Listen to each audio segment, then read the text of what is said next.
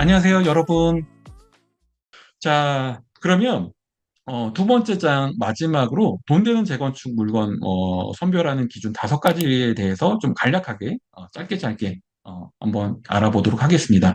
우선 첫 번째, 입지가 좋아야 되죠. 이건 뭐 너무 당연한 얘기인데 입지가 좋다는 건 그만큼 나중에 높은 분양가로 평당 분양가를 높게 책정할 수 있기 때문에 조합원들의 추가 분담금을 최소화시킬 수 있거든요. 그래서 입지가 좋아서 비싸게 분양해서 일반 분양분이 비싸게 분양받을 수 있고 또 일반 분양분이 많은 단지 이런 게 굉장히 좋겠죠. 그래서 입지가 중요하다는 게 결국은 그거죠. 비싸게 잘 팔아야 되기 때문에. 근데 비싸게 잘 파는데 일반 분양분도 많다. 그러면 정말 대박인 단지겠죠. 근데 이런 단지는 비싸다 지금. 예. 그래서 하여튼 입지가 좋아야 되는데요.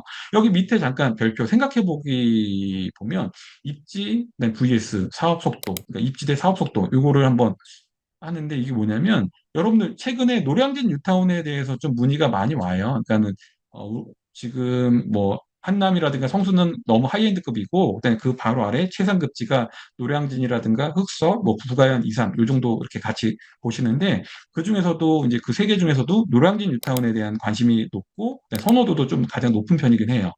근데 노량진이 이제 1에서 8까지 있는데 여러분들도 잘 아시겠지만 1에서 8단지, 8구역 중에서 1단지 1구역하고 3구역이 가장 대장입니다. 왜냐하면 가장 평지고 여기서 가깝고 대단지이고요. 그래서 1구역하고 뭐 3구역에 대한 관심 좋은 거는 누구나 다 알고 있는데 문제가 뭐냐면 특히나 1구역 같은 경우가 사업 속도가 가장 늦어요. 인제 사업 시행인가 완료했어요. 근데 8구역 같은 경우는 입지가 떨어지는데 속도는 가장 빨라요. 철거 중이에요. 그래서 그러면 여기서 이제 고민되는 게 좀 사업 속도가 늦어도 입지가 좋은 1구역을 할 것인지 아니면 입지가 좀 떨어지듯 한 2% 아쉽더라도 사업 속도가 빠른 8구역을 할 것인지에 대한 고민도 많이 하시거든요. 근데 제 개인적인 생각에는요. 그거 같아요. 물론 장기적으로 난 이거 평생 살 집이야. 그냥 투자용이 아니라 난 노량진 뉴타운이 너무 좋아서 난 장기적으로 난 들어가서 실거주를 할 거야. 그러면 시간이 좀 걸리더라도 1구역을 하시는 게 맞아요. 맞는데 반대로요. 투자 목적이라고 하면 물론 실거주 차원에서 지금 사기는 사는 거지만 얘가 내 끝집이 아니라 그냥 갈아타기용이고 내 자산 증식의 비중이 더 크다 그러면 1구역보다는 전 개인적으로 사업 속도가 더 중요하다고 보거든요. 그래서 가장 사업 속도가 빠른 8구역을 상대적으로 또 금액도 약간은 저렴하겠죠. 그러면 8구역을 먼저 선점을 하시고요. 그리고 8구역이 이제 완공이 됐을 때 그때 선택할 것 같아요. 기대를 안 하고 그냥 8구역 했는데 속도가 빨라서 그냥 했는데 나름 괜찮은데 그러면 더 보유를 하셔도 되고요. 그다음에 그때 가서도 야 뭔가 2% 아쉬운데 그러면 1구역이라든가 3구역을 갈아타셔도 되고 아니면 아예 지역을 바꿔서 다른 지역으로 이렇게 갈아타기를 하셔도 된다는 거예요. 근데 중요한 건 뭐냐면 지금보다는 시세 차익이 생겨 있겠죠. 그래서 어, 정비 사업에서는 물론 입지 중요하죠. 그러니까 같은 가격이면 입지를 당연히 선택하셔야 되고 근데 이제 속도하고 입지를 비교해 보면 입지도 물론 중요하지만 정비 사업에서 가장 중요한 건 속도가 중요하기 때문에 속도에다가 약간 더 비중을 두시는 것도 괜찮겠다. 이 말씀을 드리고 싶고요. 그다음에 이제 두 번째로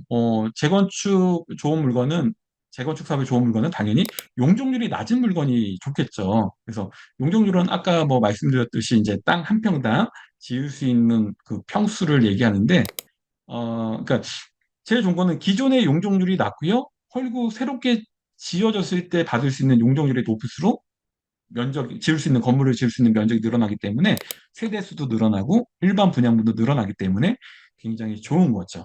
그래서 아까도 뭐 잠실 5단지, 여의도 막 이런 거 예를 들었는데 이로 인해서 결국 저층 아파트일수록 건물이 낮게 지었기 때문에 용적률이 굉장히 낮거든요. 근데 이거를 새롭게 지면 쭉 높게 올리면 용적률이 그만큼 늘어나기 때문에 면적을 늘릴 수 있기 때문에 수익성이 당연히 좋을 수밖에 없죠. 그래서 저층 아파트 아까 말씀드렸듯이 용적률이 좋은 이제 낮은 아파트가 좋다. 그래서 일반적으로 뭐 그냥 재건축 사업에서 기존의 현재 용적률이 150% 이하면은 사업성이 괜찮은 편이다. 이렇게 평가를 받고 있습니다. 자, 그리고 세 번째, 중대형 평형이 많은 그래서 평균 대지 지분이 넓은 단지일수록 유리하거든요. 이 얘기가 뭐냐면요. 같은 단지라고 하더라도요. 그러니까 예를 들어서 뭐 1000세대인 대단지하고 500세대인 중형 단지가 있어요. 근데 이거 뜯어보니까 이 1000세대 대단지는 다 뭐 10평대, 20평대 소형 평수로만 구성이 돼 있어요. 이런 1000세대 대단지고요. 반대로 얘 500세대 얘는 그거예요. 40평대, 50평대 대형 평수로 구성된 단지인 거예요. 그래서 세대 수만 놓고 보면 얘는 대단지고 얘는 뭐 중형급 정도 단지 되는데요. 근데 면적을 보면요. 얘는 세대수가 얼마나 대형 평수이기 때문에 대지 지분을 훨씬 많이 갖고 있다는 거예요. 그리고 반대로 얘는 세대수는 많지만 세대당 가지고 있는 대지 지분은 몇 평이 안 된다는 얘기가 될 수 있거든요. 그래서 이 얘기를 왜 드리냐면 최근에 요즘에 조금 잠잠해졌는데 최근에 뭐 올 상반기 때까지만 하더라도 매스컴에서 자주 언급됐던 상계주공 5단지 얘기를 많이 들어보셨을 거예요. 그러니까 상계주공 5단지는요. 용적률이 93%예요. 그러니까 아까 좀 전에 말씀드렸듯이 용적률이 150% 이하면은 굉장히 사업성이 좋은 단지로 평가 분류받는데 얘는 100% 미만 93%니까 너무 좋은 거죠. 용적률만 놓고 보면.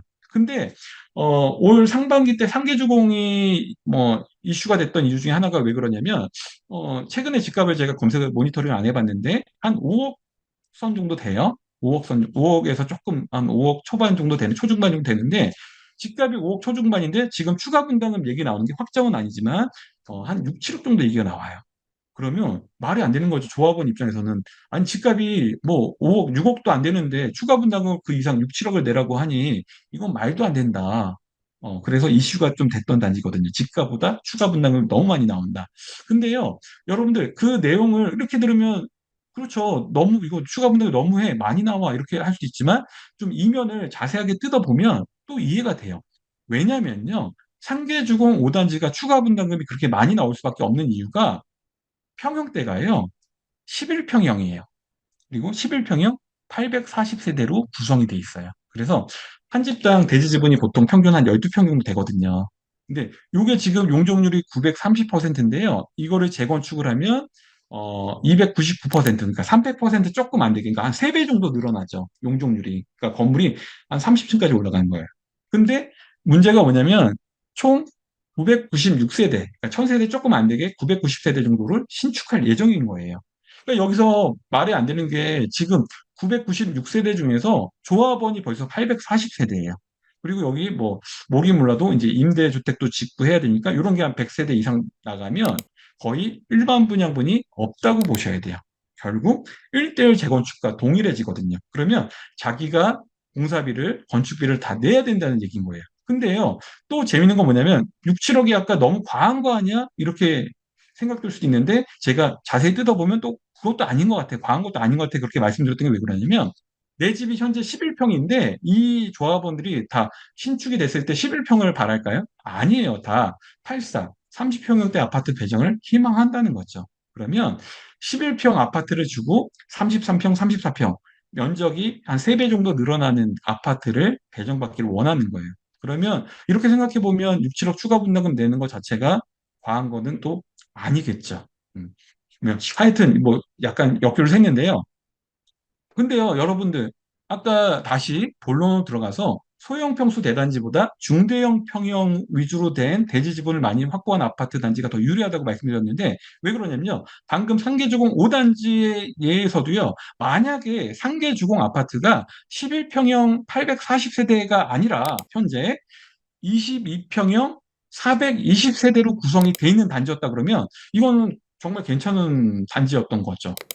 왜냐면 420세대니까 996세대로 치면 일반 분양분이 한 3, 400가구 정도 나오니까 사업성이 굉장히 양호해지는 단지가 되는 거예요. 그래서 같은 단지임에도 불구하고 소형 평수가 많냐, 중대형 평수가 많냐에 따라서 사업성이 이렇게 좀 많이 달라질 수 있다. 이거를 좀 기억해 두셨으면 좋겠습니다. 그래서 여기 밑에 맨 밑에 빨간 줄로 나와 있듯이 뭐 이것도 뭐 정확한 건 아니지만 일반적으로 투자자분들이 평균 대지 지분이 가구당 대지 지분이 한 15평 이상이면 양호한 편이구나, 좋은 단지야 이렇게 평가를 하는 경향이 있습니다. 그래서 용적률은 150% 이하, 그다음에 대지 지분은 한 15평 이상 이 정도면 괜찮구나. 이게 이제 세 번째고요.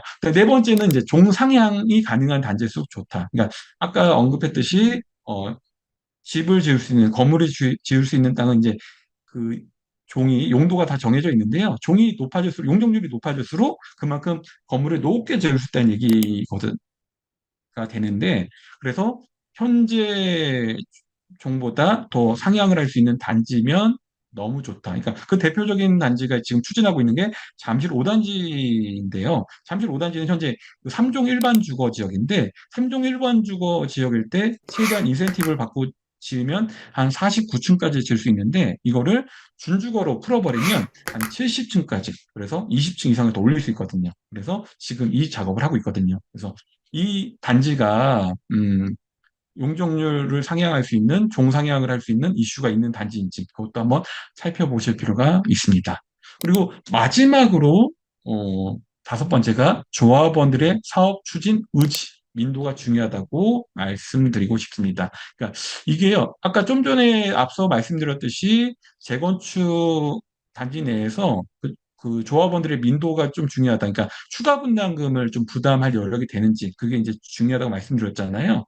그래서 뭐 이게 꼭 이게 연령대로 이렇게 딱 구분 짓기는 좀 그렇지만, 아무래도 상대적으로 조합원들 소유자들의 연령대가 낮으면 낮을수록 이사에 대한 부담감이 좀 반감이 적어요.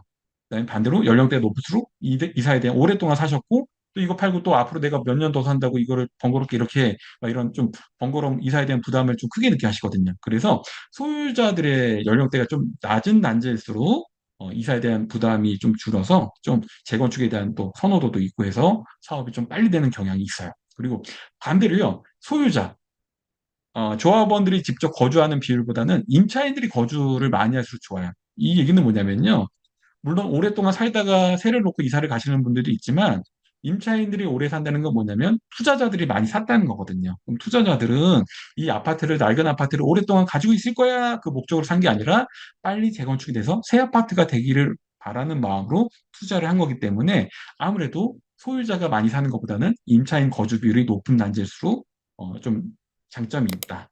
이렇게 볼 수 있습니다. 그래서 예전에는요, 재건축 사업의 성패는 그 인허가 속도로 봤거든요. 그러니까 한 관리 처분 인가까지 나면 행정적인 절차는 다 끝났기 때문에 이제 이주 및 철거해서 아파트 지면 되니까 행정적인 절차 최종 거의 단계인 관리 처분까지만 가면 이제 다 사업이 끝났다. 이렇게 봤는데요.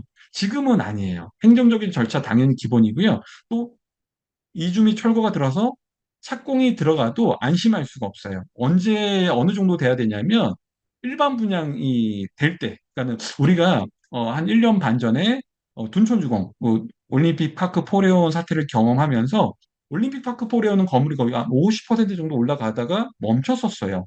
근데 그 이유가 왜 그러냐면 일반 분양을 계속 미루다가 건물이 많이 올라간 상태까지 갔는데, 보통 철거하고 골조 올라가기 시작하면 일반 분양 들어가는 게 일반적인 재건축 재개발 사업지의 패턴인데, 둔촌주공 파크포레오는 좀 분양가를 높게 계속 책정하려고 하다가 욕심을 부리다가 시기를 놓쳐가지고 건물이 한 50%까지 올라갔을 때도 일반 분양이 안 됐었거든요. 못 했었거든요. 아직 전이었거든요. 그러다 보니까 시공사 입장에서는 건축비 더 내, 더 부담해, 올릴 거야. 아니면 나 공사 안 해. 이런 얘기가 나오는 거죠. 근데 시공사 입장에서도 일반 분양이 들어가면 이제 공사가 지연되면 지체에 대한 페널티가 있기 때문에 마음대로 스톱하는 건 쉽지가 않거든요. 그래서 지금은, 예전에는 관리 처분까지 가면 이 사업은 이제 가는구나, 넘어지지 않을 거야 이렇게 생각했지만, 지금은 최소한 일반 분양까지는 끝나야 좀 안심할 수 있다, 그렇게 되거든요. 그러니까 즉 그거예요. 공사를 멈추느냐 가느냐, 그거는 결국은 공사비 추가 분담금 계속 더 올려달라는 얘기거든요. 그래서 지금은 제일 중요한 게 과연 조합원들이 추가 분담금을 그만큼 감당할 수 있는 여력이 되는지, 이게 제일 중요한 포인트라고 볼 수 있습니다. 그래서 앞서 말씀드렸듯이 정리하면요, 결국 재건축 사업의 속도를 내기 위해서는 조합원들이 늘어난 추가 분담금을 받아들일 수 있는 경제적 마음의, 뭐 마음이라든가 심적, 그다음에 또 물적 여유가 있어야 됩니다. 그러므로 정부의 뭐 정책이나 지원도 물론 중요하지만, 결국 그 여유는 해당 지역의 주민들의 그 생활 민도에서 나타나고요. 또 시장의 분위기가 어떤지에 따라서 크게 영향을 미친다고 봅니다. 자, 요렇게 간단하게 5가지 알아봤는데요. 그래서 정리하면 재건축 좋은 물건은 뭐 입지가 좋으면서 용적률이 낮고, 그다음에 단지가 중대형 평형대로 구성된 이런 단지가 좋고요. 그다음에 세대당 지분이 넓은 거. 그다음에 아무래도 하락장일 때보다는 상승장일 때 재건축은 가격이 올라가겠죠. 관심도 많고요. 그래서 이렇게 말씀드리고요.